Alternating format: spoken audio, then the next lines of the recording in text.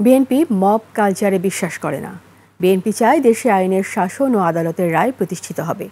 এক অডিও বার্তায় বিএনপি স্থায়ী কমিটির সদস্য সালাউদ্দিন আহমেদ স্পষ্ট জানান, সাবেক সিইসিকে KM নুরুল হুদার সাথে ঘটে যাওয়া মবে দলের কেউ জড়িত থাকলে তদন্ত করে ব্যবস্থা নেওয়া হবে। সোহেল সামি রিপোর্ট। শেকড় থেকে শিখরে। ফ্যাসিস্ট আমলে রাতের ভোট ও ডামি নির্বাচনের সাথে জড়িত নির্বাচনী কর্মকর্তাদের বিরুদ্ধে রোববার মামলা করেছে বিএনপি। মূল কারিগর হলো এই KM নুরুল হুদা। এরপর ওই দিন সন্ধ্যায় সাবেক সিইসি KM নুরুল হুদাকে রাজধানীর উত্তরা থেকে পুলিশের হাতে তুলে দেয় একদল মানুষ। সে সময় তাকে নিয়ে মব জাতীয় ঘটনা ঘটে। শেকড় থেকে শিখরে।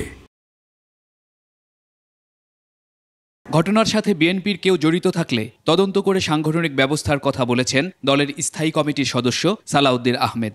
তার উপরে যে অবমাননাকর এবং লাঞ্ছনাকর ব্যবহার করা হয়েছে, এটা আমরা সমর্থন করি না। যদি বিএনপির যে কোনো নেতাকর্মী এই ঘটনা জড়িত থাকে, তদন্ত করে তার বিরুদ্ধে ডিসিপ্লিনারি অ্যাকশন নেব। এরপর এক অনুষ্ঠানে ফ্যাসিস্ট আমলে ভোট জালিয়াতির সাথে জড়িত নির্বাচনী কর্মকর্তাদের আইনের আওতায় আনায় সরকারের প্রতি সাধুবাদ জানান বিএনপি নেতা জয়নুল আবদিন ফারুক। যারা আমার দেশের ভোটাধিকারকে,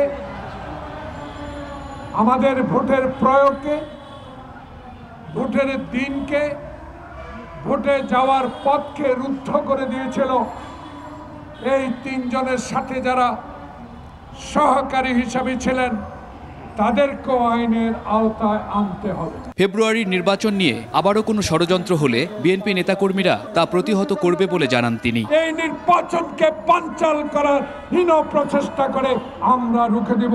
সোহেল সামি, 21 টেলিভিশন, ঢাকা।